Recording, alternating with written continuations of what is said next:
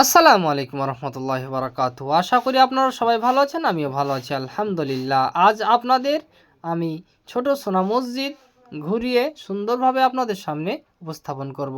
সম্মানিত দর্শক মণ্ডলী, সোনাই মসজিদ এর বিখ্যাত হওয়ার মূল কারণ হলো এর সুন্দর স্থাপত্য, বিশেষ করে এর সোনালী রঙের আস্তরণ, যা একসময় সূর্যের আলোয় ঝলমল করত।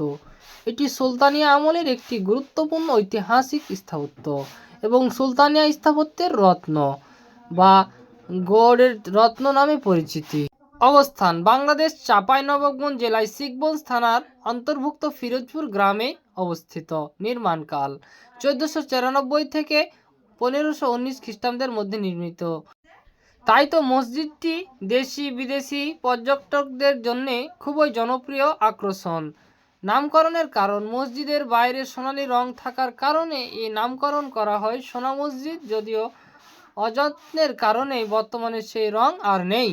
একটি চমৎকার স্থাপনা, আপনাদের দেখলেই মন ভরে যাবে। পর্যটকদের জন্য খুবই একটি জনপ্রিয় জায়গা। এত সুন্দর জায়গাটি আমি দেখে উপলব্ধি করেছি। এখানে আপনারা আসবেন, বেশি বেশি সবাই ভ্রমণ করবেন, কারণ আল্লাহ রাব্বুল আলামিন বলছে তোমরা সফর করো। সফরে যে কি মজা! তোমরা আমার বাংলাদেশকে, আমার পৃথিবীকে, আমার জমিনকে ঘুরে দেখো। চলুন আপনাদের মসজিদের ভিতর সুন্দরভাবে দেখাই। মসজিদের ভিতর দেখলে আপনার এত সুন্দর লাগবে যে এত সুন্দর মসজিদের ভিতর, আপনি পিলারগুলা দেখলে বুঝতে পারবেন যে তাদের কি স্থাপত্য ছিল। মসজিদের গম্বুজ সংখ্যা 15টি। মসজিদের আয়তন প্রায় 82 ফুট এবং প্রস্থ 52.5 ফুট। তাদের স্থাপত্য এত পরিমাণ শক্ত, দেখুন একবার ডিজাইনগুলো দেখুন কত সুন্দর। সোনা মসজিদের ভেতরে কোনো ঐতিহাসিক রাজার কবর নেই, তবে মসজিদের প্রাঙ্গণে বীর ষষ্ঠ ক্যাপ্টেন মহিউদ্দিন জাহাঙ্গীর এবং মুক্তিযোদ্ধা শহীদ অন্যান্য একজন বীর সন্তানের কবর রয়েছে।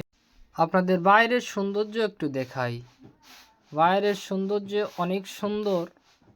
এখন দেখুন আপনাদের সামনে দেখাবো আমি কবরগুলোকে দেখলে আপনারা বুঝতে পারবেন কত পরিমাণ কবর রয়েছে। আসসালামু আলাইকুম।